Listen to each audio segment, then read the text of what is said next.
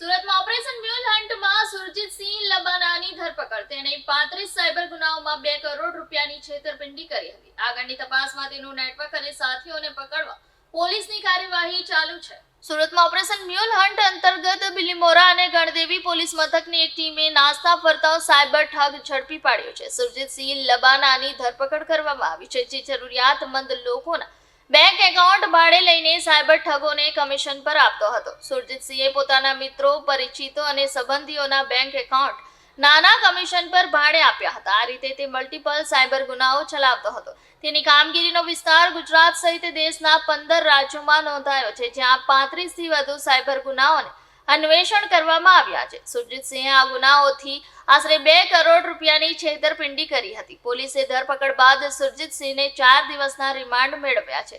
તપાસમાં સામે આવ્યું છે કે તે મધ્યપ્રદેશ અને બિહારના સાયબર ભેજાબાજોના ઇશારે કામ કરતો હતો. પોલીસ હજુ સુધી તેની સાયબર નેટવર્ક, સાથીઓ અને અન્ય જોડાણો શોધવા માટે કાર્યવાહી ચાલુ રાખી છે. વિશેષ માહિતી અનુસાર સુરજીતસિંહ લબાના પગલે અનેક જરૂરિયાતમંદ લોકોના બેંક એકાઉન્ટનો દુરુપયોગ થયો છે. પોલીસ સ્થાનિકો અને બેંક સાથે મળીને આ મામલે કડક તપાસ કરી રહી છે, જેથી આવા સાયબર ઠગો સામે ભવિષ્યમાં વધારે સખ્ત કાર્યવાહી કરી શકાય. આ ઘટનાઓ દ્વારા સ્પષ્ટ થાય છે કે સાયબર ક્રાઇમમાં ગેરરીતિ અને નેટવર્ક્સનો ભયંકર જાળો બની રહ્યો છે અને સમયસર પકડ અને કાર્યવાહી અતિ વ્યવસાયિક અને જાહેર સુરક્ષા માટે અત્યંત મહત્વપૂર્ણ છે.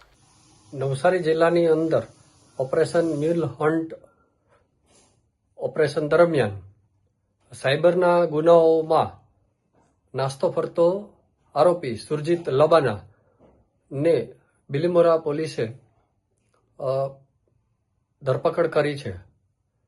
બિલીમોરા અને ગણદેવીની અંદર તે નાસ્તો ફરતો હતો અને આશરે 2 કરોડ રૂપિયા જેટલું તેણે ફ્રોડ કરેલ હતું.